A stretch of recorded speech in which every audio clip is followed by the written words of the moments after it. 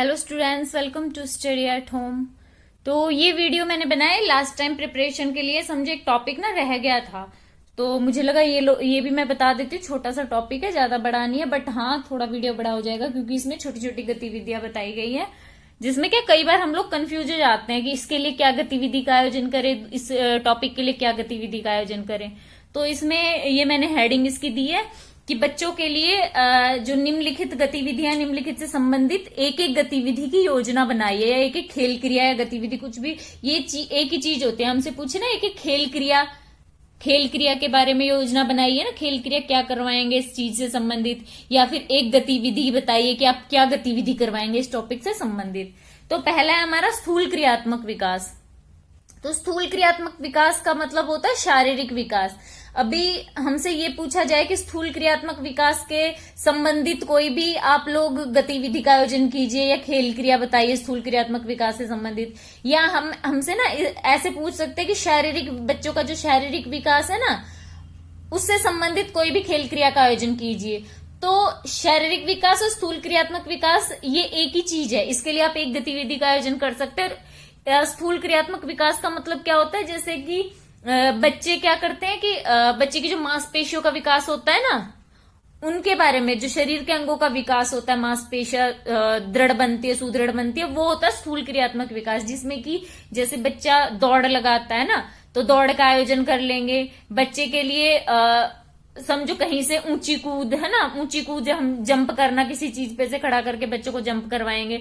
दौड़ना, भागना, कूदना, किसी चीज को धक्का देना, जैसे कि वो वॉलीबॉल या फुटबॉल खिलाते हैं हम बच्चों को। तो ये सारे के सारे स्थूल क्रियात्मक विकास के अंदर आते हैं और शारीरिक विकास होता है इनसे।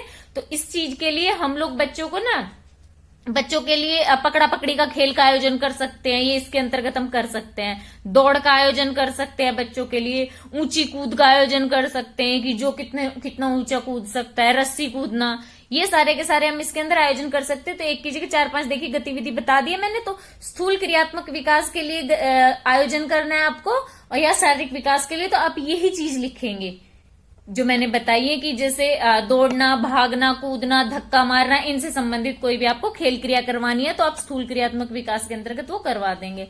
नेक्स्ट हमारा सूक्ष्म क्रियात्मक विकास के बारे में आपको बताना है। सूक्ष्म क्रियात्मक विकास का मतलब क्या होता है, बच्चों की छोटी छोटी मांसपेशियां होती हैं, जैसे कि आंख व हाथ के बीच समन्वय संबंधी खेल क्रिया करवाएंगे तो भी वो भी सूक्ष्म क्रियात्मक विकास के अंदर आएगा। क्या हमसे ऐसे पूछ सकते हैं कि बच्चों के सूक्ष्म क्रियात्मक विकास के लिए आप क्या गतिविधि या क्या एक खेल क्रिया आयोजन करेंगे, या फिर ऐसे पूछ सकते हैं कि बच्चों के आंखों व हाथों के बीच समन्वय संबंधित खेल क्रिया के लिए आयोजन क्या आयोजन करेंगे, खेल क्रिया, कौन सी खेल क्रिया आयोजन करेंगे, क्या गतिविधि।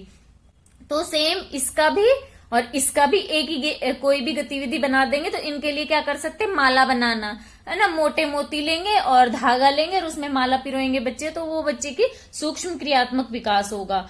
और दूसरा क्या, बच्चे से हम रंग भरवाएंगे, किसी चीज में ड्राइंग करेंगे, बच्चे कोई भी चीज ड्रॉ करेंगे ना, चित्र बनाने को बच्चे से हम कहेंगे कोई भी शेप बनाओ किसी भी तरह की, जैसे ऐसे ट्राइंगल बनाओ है ना, ट्री बनाओ आप लोग, ऐसे कोई भी चीज हम बच्चों से बनवाएंगे, वो ड्राइंग करना हो गया।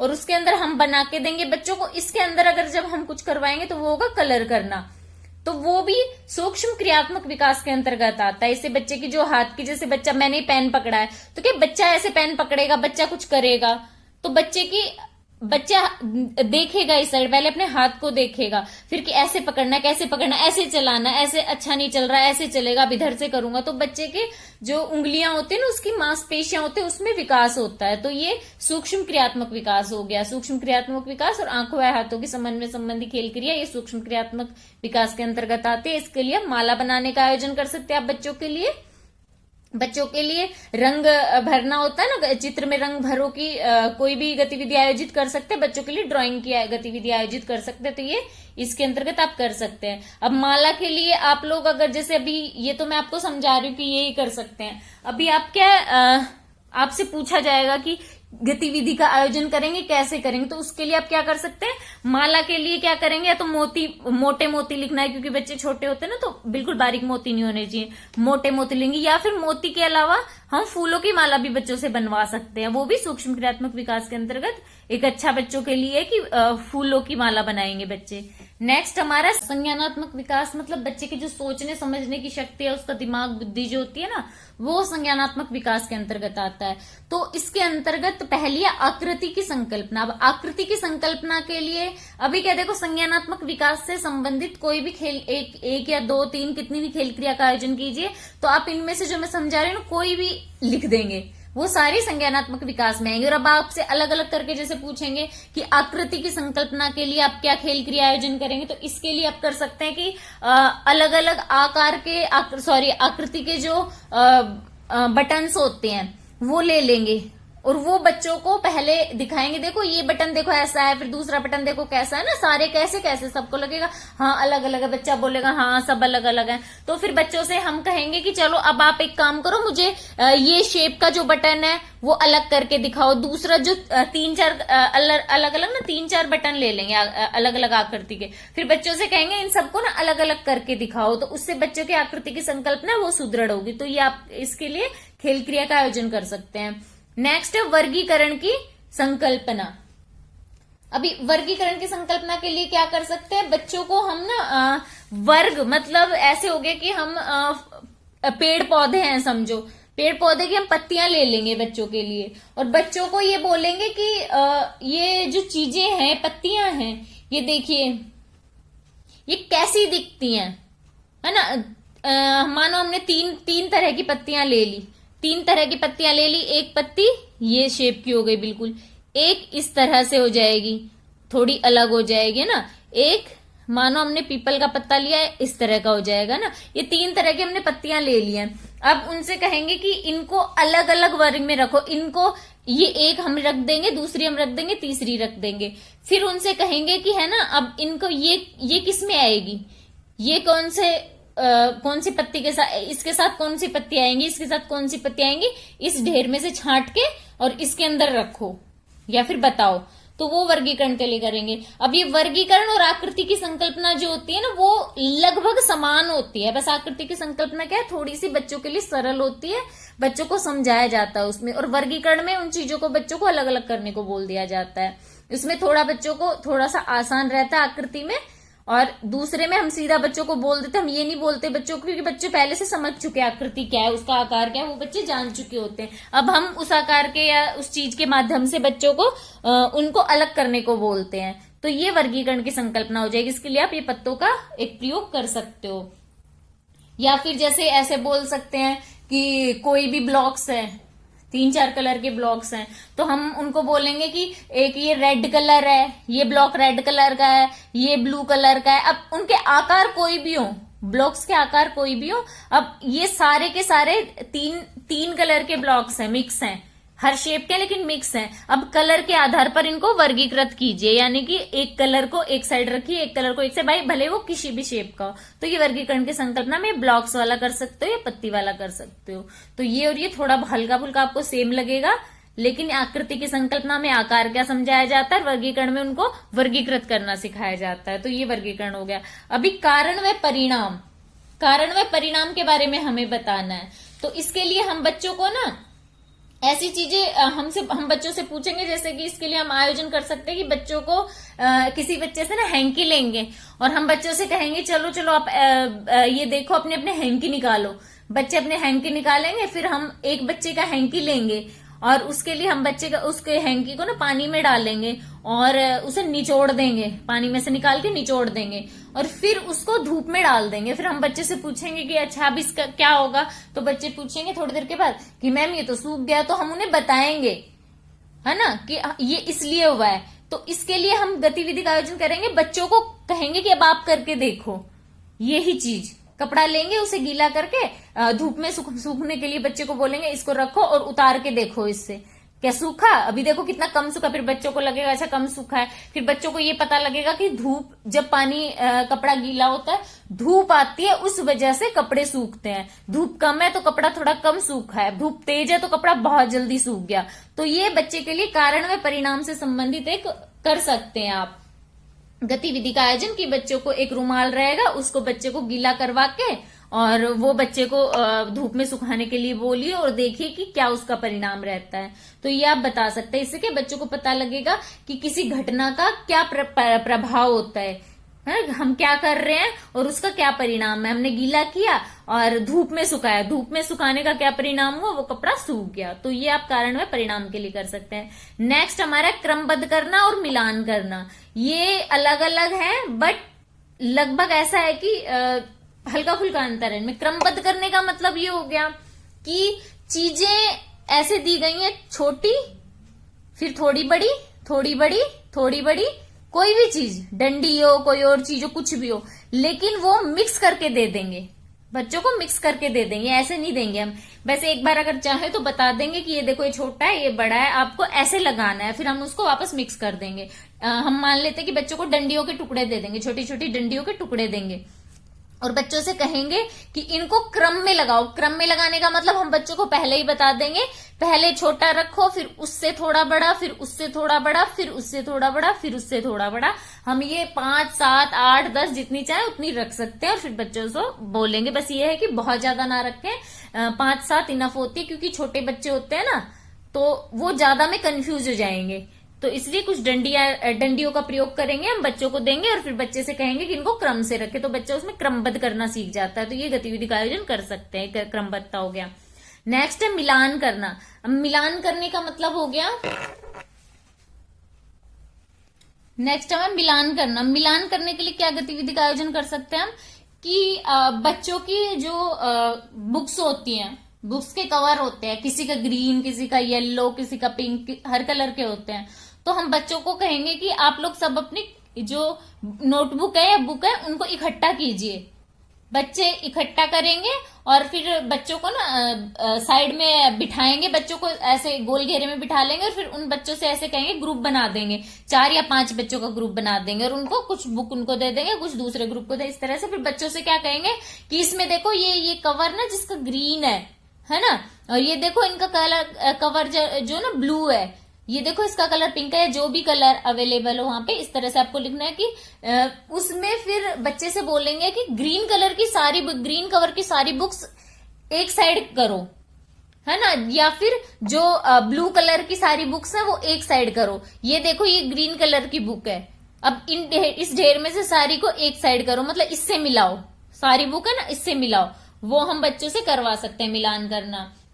या फिर ऐसे करवा सकते हैं कि एक साइड हमने ना जानवर की फोटो बनाई है, जानवरों के हम फोटो बना देंगे बच्चों के लिए, और फिर बच्चों से कहेंगे कि है ना दूसरी साइड कोई किताब रहेगी, यहाँ पे जैसे हमने शेर की फोटो बना दी और लिख देंगे कि एनिमल, है ना, और दूसरी साइड क्या करेंगे, हम एनिमल भी रहेगा उसमें और थिंग्स भी रहेंगी, कलर्स भी रहेंगे, सारी चीज रहेंगी। तो बच्चे से कहेंगे मिलान करो, इधर एनिमल है, इधर एनिमल से मिलान करो, इधर ये थिंग्स है, इधर थिंग्स से मिलान करो। तो वो मिलान ये भी हम आयोजित कर सकते हैं कि बच्चों के लिए एक कॉपी के अंदर हम वर्कशीट बना देंगे छोटे बच्चों के लिए, और फिर एक साइड कुछ बनाएंगे बच्चों के लिए, एक साइड यहाँ पे यहाँ पे यहाँ पे यहाँ पे सारी चीजें उल्टी सीधी करेंगे, फिर बच्चों को मिलाएंगे कि यहाँ पे देखो ये शेर है तो शेर से शेर को मिलाओ, यहाँ पे देखो यहाँ पे ये ट्री है, ट्री से ट्री को मिलाओ, यहाँ पे टेबल है, टेबल से टेबल को मिलाओ। तो इससे बच्चे मिलान करना सीखते हैं। तो ये मिलान हो गया। और कलर वाला भी कर सकते हैं, सारे बुक्स की कलर रहेंगे ना, उसी कलर से उस कलर की बुक को मिलाना है, नहीं एक साथ रखना है। अब ये मिलान करना और ये वर्गीकरण करना लगभग एक जैसे से लगते हैं, लेकिन अंतर इनमें होता है, जो मैंने आपको बता दिया। गतिविधि का आयोजन करने में जो भी हम वो करेंगे ना, तो थोड़ा बहुत अंतर रहता है, वो स्पष्ट हो जाएगा। नेक्स्ट हमारा है नेक्स्ट हमें क्या करना है, सामान्य संबंधों की पहचान करना। इसके लिए हमें गतिविधि का आयोजन करना है। अभी इसके लिए हम क्या कर सकते हैं, बच्चों के लिए ऐसे करेंगे कि हम बच्चों से पूछेंगे, बच्चों को बिठा लेंगे, फिर बच्चों से पूछेंगे कि चलो हम आपसे ना पूछते हैं, आप बताना कि मैं जिस चीज के बारे में पूछूंगी आपको बताना है कि वो किस चीज के साथ जुड़ा रहता है, उसके साथ क्या चीज यूज करते हैं, सामान्य संबंध, है ना। तो हम बच्चे से कहेंगे अच्छा बताओ आपका शूज है, शूज के साथ क्या जरूरी होता है, तो फिर बच्चे कहेंगे सॉक्स, ठीक है। हम बच्चे से पूछेंगे टूथब्रश है, देखिए ये टूथब्रश होती है, टूथब्रश के साथ क्या यूज होता है हमेशा, तो वो बच्चे टूथपेस्ट बताएंगे, है ना। हम बच्चे से पूछेंगे कॉपी के साथ, फिर पेंसिल बताएंगे बच्चे। इस तरह से क्या है, बच्चे के साथ हम पूछेंगे जो चीज हम बता रहे हैं उसके साथ किस चीज का संबंध हो सकता है इनमें से, तो वो चीज बता सकता है। या हम बच्चों को जानवरों के चित्र दिखाएंगे और बच्चों से पूछेंगे कि अच्छा एक साइड बच्चों के जो जानवरों के बच्चे होते हैं ना कप्स, उनके चित्र रहेंगे, एक साइड जानवरों के, तो हम जैसे काऊ दिखाएंगे और पूछेंगे कि अच्छा बताओ इसका जो बेबी होता है वो कैसा दिखता है, तो बच्चा उसमें से बताएगा। हम पूछेंगे एलिफेंट है तो इसमें से एलिफेंट का बेबी कौन सा, दूसरी साइड से बच्चा उसको बताएगा। मतलब सामान्य संबंध कि इस चीज से किस चीज का रिलेशनशिप है, ठीक है, क्या चीज किसके साथ जुड़ी हुई रहती है, तो ये दोनों चीज में से कोई भी एक गतिविधि आप बता सकते हैं। नेक्स्ट हमारा भाषाई विकास। अब बच्चे के भाषाई विकास के लिए क्या गतिविधि आयोजित कर सकते हैं, इसके लिए सिंपल है, आपको ज्यादा कुछ नहीं करना, ना कंफ्यूज होना। भाषा का विकास यानी कि बच्चे की भाषा का विकास हो ऐसा कोई खेल क्रिया आयोजित करने, उसके लिए आप क्या कर सकते हैं, बच्चों को कविता सुनाएंगे और बच्चों से कविता सुनने के लिए बच्चों को प्रेरित करेंगे कि बच्चे भी कविता सुनाए। उसके लिए हम ऐसे कर सकते हैं कि कविता जो होता है ना, कविता सत्र का आयोजन करेंगे। जैसे बच्चों को बोलेंगे कि एक दिन पहले कुछ कविता सुनाएंगे, बच्चों से कहेंगे कि आप कल सुनाना, दूसरे दिन बच्चों से कविता सुनेंगे। बच्चे कविता सुनाने के लिए क्या है, घर से लर्न करके आएंगे, एक एक शब्द, जो शब्द नहीं मतलब पता होगा वो घर वालों से पूछेंगे, हमसे पूछेंगे, तो बच्चों का शब्द भंडार सही होगा, बच्चों का बोलने का जो होता है ना तरीका, भाषा का विकास भी होगा इससे बच्चों का। तो बच्चों के लिए कहानी बच्चों को सुना सकते हैं और फिर बच्चों से कह सकते हैं कि आप कहानी सुनाओ, या तो कविता का लिख देना, आपकी कविता जो होता है ना उसका आयोजन करेंगे बच्चों के लिए कविता सुनाने का, या फिर बच्चों को कहानी सुनाने का आयोजन करेंगे, उससे बच्चे का भाषाई विकास होगा। नेक्स्ट है सामाजिक विकास। अब सामाजिक विकास में भी कई गतिविधियां ऐसी होती है जिसमें ये हमारा स्थूल क्रियात्मक विकास होता है, ठीक है। जैसे कि भागा दौड़ी का खेल होता है ना, उसमें बच्चे ग्रुप में खेलते हैं, फुटबॉल हो गई उसमें बच्चे ग्रुप में खेलते हैं, पकड़म पकड़ाई, छुपम छुपाई हो गई, वो भी स्थूल क्रियात्मक विकास होता है, उसमें साथ में खेलते हैं, सामाजिक विकास भी होता है। तो अभी के लिए मैं सामाजिक विकास का बता रही हूँ। सामाजिक विकास के लिए हम बच्चों को ना छुपम छुपाई का खेल के लिए बोल सकते हैं, लुक्का छिपी का खेल, ठीक है। अभी एक्चुअली क्या हम बोलते हैं तो छुपम छुपाई सीधा निकलता है, इसके लिए आप लिखेंगे लुक्का छिपी का खेल। इसके लिए तो उसमें क्या करेंगे, हम बच्चों से कहेंगे कि चलो आप ये बच्चा है, ये जाके और इसकी बारी है, ये जाके सबको काउंटिंग करेगा 5 तक 10 तक, छोटा बच्चा तो 5 तक भी बोलेंगे, और हम ना 2-4 बच्चों को ग्रुप बना लेंगे, फिर कहेंगे कि अच्छा ये 5 बच्चे छिपेंगे और ये जाएगा और काउंटिंग करके आएगा 5 तक, और जब तक ये बच्चे छिपेंगे फिर इसको ढूंढेगा। इससे क्या रहेगा, बच्चे को वो बच्चा जब काउंट करेगा सारे बच्चे छिपेंगे, है ना, फिर बच्चे इंतजार करेंगे इस दूसरे वाले का, फिर उसके बाद वो बच्चा दूसरे बच्चों को ढूंढ लेगा, फिर उसके बाद दूसरे बच्चे जाके वहां पे जाएंगे और वो जाके अपनी काउंटिंग करेंगे और फिर ढूंढने के लिए आएंगे। इससे क्या होगा, बच्चों को अपनी बारी की प्रतीक्षा करना आएगा, जो कि बच्चे के सामाजिक विकास के लिए बहुत जरूरी है। नेक्स्ट एक गतिविधि सामाजिक विकास से संबंधित हम कर सकते हैं, बच्चों के लिए ग्राउंड में जो एक छोटी सी फुटबॉल मंगा लेंगे और उससे बच्चों के 2 ग्रुप बना देंगे, और बच्चों से कहेंगे कि ये 5 आप इस टीम में हो, 5 आप इस टीम में हो, चलो अब आप लोग क्या है, ये यहाँ पे 5 आप जने हो और 5 आप जने हो, है ना, ये बॉल है, आप लोग यहाँ पे सबसे पहले ये आप पहुंचाओगे तो आप लोग जीतोगे, आप 5 पहुंचाओगे तो आप लोग जीतो। क्या ये बच्चे टीम से खेलेंगे, बच्चे की अच्छा हमारी टीम जीतेगी, ये टीम 1 रह गई, ये टीम 2 रहेगी, तो बच्चे खेलेंगे। वो ये बच्चे सोचेंगे हमारी टीम विनो, ये बच्चे सोचेंगे हमारी टीम विनो, तो बच्चे वैसे ही काम करेंगे, है ना, वैसे ही बच्चे खेलेंगे खुश होकर साथ में अपने दोस्तों के साथ। तो उससे क्या बच्चों में कह रहा था आपस में सहयोग की भावना भी होगी, बच्चे आपस में ना, अच्छा नहीं नहीं, ये जैसे अभी अकेले खेलते तो बच्चे का ना मेरी बॉल है मैं नहीं दूंगा, और साथ में खेलेंगे ना तो बच्चों को रहेगा कि अच्छा मैं जा रहा हूँ, अरे मेरे को तो ये पकड़ने आ रहा है, ले तू ले ले, है ना, हमारी टीम जीतेगी। तो इस तरह से बच्चों में सहयोग की भावना आएगी ये खेल खेलने से। तो आप ये फुटबॉल या वॉलीबॉल का आयोजन, सॉरी वॉलीबॉल तो क्या छोटे बच्चे हैं, फुटबॉल का आयोजन कर सकते हैं बच्चों के लिए, ये सामाजिक विकास के लिए। दूसरा, बच्चों के लिए लुका छिपी का खेल खेल सकते हैं सामाजिक विकास के लिए। नेक्स्ट क्या कर सकते हैं, किसी दिन जैसे लंच बॉक्स रहता है, लंच बॉक्स बच्चे लेके आते हैं, तो उसके लिए क्रिया आयोजित कर सकते हैं कि कल ना आप सब लोग लंच लेके आना, अच्छी अच्छी चीजें लेके आना, हम सब शेयर करके खाएंगे। तो वो भी एक अच्छी गतिविधि है, उससे भी क्या है बच्चे एक दूसरे के साथ चीजें शेयर करना सीखते हैं, तो उससे भी बच्चे का सामाजिक विकास होता है।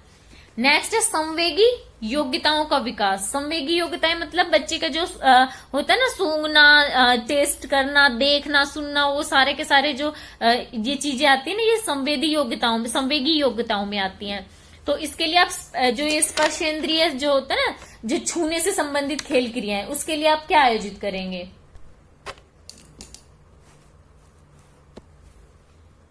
अभी पहला है हमारा स्पर्शेंद्रिय खेल क्रियाएं, यानी कि जो बच्चे की स्पर्श शक्ति होती है ना, उसे बढ़ाने के लिए और फिर उसके विकास के लिए कौन सी खेल क्रियाओं का आयोजन करेंगे। तो उसके लिए आप लोग क्या कर सकते हैं कि हम इसमें लिख देंगे कि जो विभिन्न आकार के जो कपड़े, विभिन्न प्रकार के जो कपड़े होते हैं, जैसे कॉटन का कपड़ा हो गया, जूट का हो गया, साटन का हो गया, इस तरह से 2 3 4 जितने भी आपको अवेलेबल हो, वो कपड़ों के छोटे छोटे टुकड़े ले लेंगे और बच्चों को वो कपड़ों के टुकड़े पहले बच्चों से टच करवाएंगे और फिर बच्चों से कहेंगे कि है ना, अच्छा ये टच करो, ये देखो कैसा दिख रहा है, कितना सॉफ्ट है ना साटन वाला, ये कॉटन वाला देखो, कॉटन वाला कैसे मोड़ने पे ऐसे हो जाता है, लेकिन साटन जितना मतलब ऐसे चिकना नहीं है ना, वैसे कितना सॉफ्ट है। जूट वाला बच्चे देखेंगे कि कितना खुरदुरा है, वेलवेट वाला बच्चे देंगे कि वेलवेट वाले पे तो ऐसे टच करने पे कितना सॉफ्ट सॉफ्ट लग रहा है। इस तरह से बच्चों को ये दिखाएंगे पहले, फिर हम एक बैग के अंदर वो कपड़े डाल देंगे, फिर बच्चों से क्या कहेंगे, उस बैग के अंदर हाथ डालो। फिर बच्चों को हाथ डालने के बाद बच्चों से कहेंगे कि अपने हाथ में कोई भी एक टुकड़ा लो कपड़े का और फिर उसे टच करो और फिर बताओ कि वो कौन सा कपड़ा है, कैसा है, ये चिकना है, मुलायम है, खुरदरा है, सॉफ्ट है, कैसा है। फिर बच्चे क्या बताएंगे कि अच्छा ये तो थोड़ा खुरदरा लग रहा है, फिर बाहर निकाल के हम देखेंगे कि बच्चे ने सही बताया या नहीं बताया। सही बताएगा बच्चे को वेरी गुड बोलेंगे ना, और बच्चा नहीं बता पाया तो फिर उसे दोबारा से समझाएंगे। तो ये क्रिया इसके लिए हम आयोजित कर सकते हैं कि ये कैसा है, ये स्पर्श करने पे कैसा महसूस कर रहे हैं बच्चे, हमें वो सब इसके अंतर्गत हमें बच्चे के लिए क्रिया आयोजित करने की, बच्चे स्पर्श करके बताएंगे कि कैसे लगते हैं। नेक्स्ट है बच्चों की जो घ्राणेन्द्रिय, यानी कि बच्चे की जो सूंघने की शक्ति है ना, उसके लिए क्या खेल क्रिया का आयोजन कर सकते हैं। उसके लिए हम क्या कर सकते हैं, विभिन्न जो अलग अलग तरह के फूल ले सकते हैं और बच्चों को पहले देखेंगे, बच्चों से अच्छा देखो इसमें कैसी खुशबू है, इसमें कैसी खुशबू है, जैसे ऊपर किया था ना, इसी तरह से पहले बच्चे को समझा देंगे। फिर बच्चे को आंख बंद करने को कहेंगे और फिर बच्चों से कहेंगे कि अच्छा ये उसके नाक के पास एक रखेंगे, अब हम उससे कहेंगे खुशबू आप देखो, खुशबू सूंघो। फिर बच्चा देखेगा, फिर हम बच्चे से पूछेंगे अब बताओ ये कौन से फ्लावर की खुशबू है।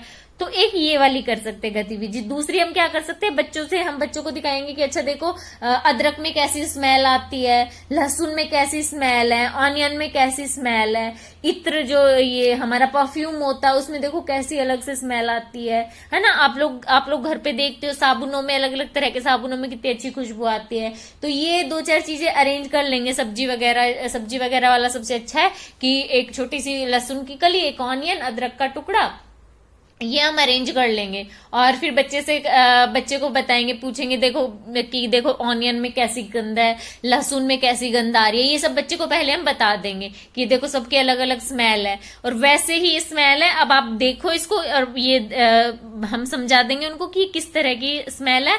और फिर बच्चों से पूछेंगे कि अच्छा, आंख बंद कर लेंगे बच्चे और फिर बच्चों को जैसे फ्लावर के लिए किया था ना, वैसे ही कि अच्छा बताओ अब ये किस चीज की स्मेल है, हम आपको क्या सुंघा रहे हैं। तो वो बच्चा बताएगा, उससे बच्चे की जो सूंघने की शक्ति होती है ना, क्षमता होती है, उसका विकास होता है। हमारी ये क्रिया हो गई। नेक्स्ट है स्वादेंद्रिय से संबंधित खेल।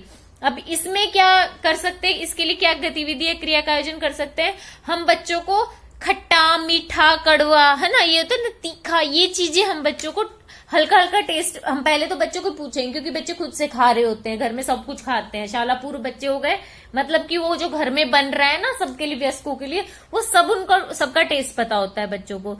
तो हम बच्चों को पूछेंगे कि क्या आपको इसका टेस्ट पता है, इसका टेस्ट पता है, नहीं पता होगा तो फिर हम बच्चों को ना बताएंगे, समझा देंगे। और बेसिकली बच्चों को पता ही होता है, नहीं होगा थोड़ा बहुत बताएंगे, फिर उनसे पूछेंगे कि अच्छा अब बताओ।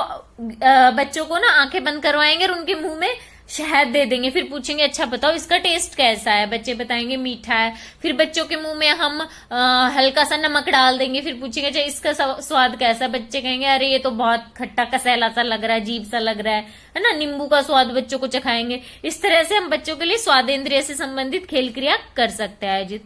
नेक्स्ट है दृष्टि संबंधित खेल क्रिया, दृष्टिनेन्द्रिय। अब इसके लिए क्या कर सकते हैं, बच्चों से पूछेंगे कि जो आप अपने जब स्कूल आते हो, इसके लिए हम ये आयोजन कर सकते हैं, या तो ये कर सकते हैं कि बच्चों से कि आप कल ना हम आपसे पूछेंगे कि अपने आसपास क्या क्या देखा आपने, या फिर हम पार्क में कल लेके गए थे तो आपने क्या क्या देखा उसके बारे में बताओ। तो उसके बारे में बच्चे की क्या रहेगा कि बच्चा आसपास के वातावरण को ढंग से देखेगा कि अच्छा यहाँ पे तो देखो फूल है, रास्ते में मैं आया था, यहाँ पे पार्क था।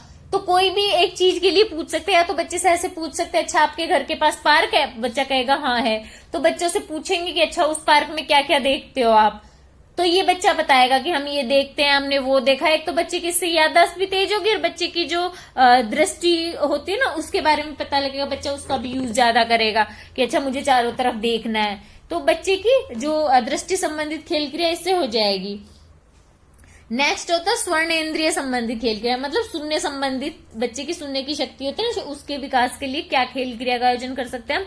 इसके लिए कर सकते हैं कि हम बच्चों को विभिन्न प्रकार के जो जानवर होते हैं उनकी आवाज बच्चों को पहले बताएंगे, या फिर हम फोन में, टेप रिकॉर्ड में, किसी चीज में, या फिर हम बोल के बच्चों को, या फिर बच्चों से पूछेंगे कि जैसे डॉग है, डॉग की आवाज तो बच्चे सब सुनते हैं, है ना, कैट की आवाज भी बच्चे जानते हैं। तो इस तरह से बच्चों को हम बताएंगे कि कैट ऐसे बोलती है, लॉयन ऐसे रॉर करता है, कैट बोलती है म्याऊ, डॉग बोलता है भाव भाव। तो इस तरह से बच्चों को बताएंगे, फिर बच्चों को कहेंगे अच्छा अब जरा मुझे ना हमें ये बताओ कि आवाज सुनाएंगे बच्चों को, और फिर कहेंगे कि अच्छा ये बताओ ये आवाज किसकी है, तो बच्चा बताएगा कि ये आवाज इस चीज की है। तो बच्चे की क्या, बच्चे की जो सुनने की क्षमता होती है ना उसका विकास होगा इस क्रिया से।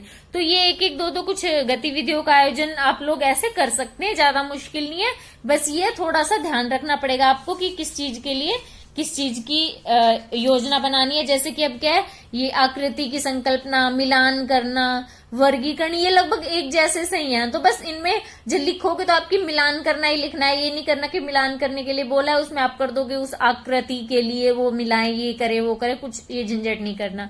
तो थोड़ा बहुत ध्यान रखना है, बाकी इजी है। स्थूल क्रियात्मक विकास हो गया, स्थूल क्रियात्मक विकास, संज्ञानात्मक विकास, भाषाई विकास, सामाजिक विकास और संवेगी योग्यताएं होती है ना उनका विकास, ये सारी एक एक दो दो आप खेल क्रियाएं इसके लिए आयोजित कर सकते हैं। एक्चुअली मैं ये आप लोगों को लिख के भी बता देती, लेकिन क्या अभी टाइम इतना है नहीं, मैं लिखने बैठूंगी इन सबको तो पता चलेगा कल शाम तक खत्म हुआ, कल शाम को मैं इसे अपलोड करूंगी, परसों आप लोगों का एग्जाम है, आप लोग देख पाओ ना देख पाओ तो कोई फायदा नहीं है इसका।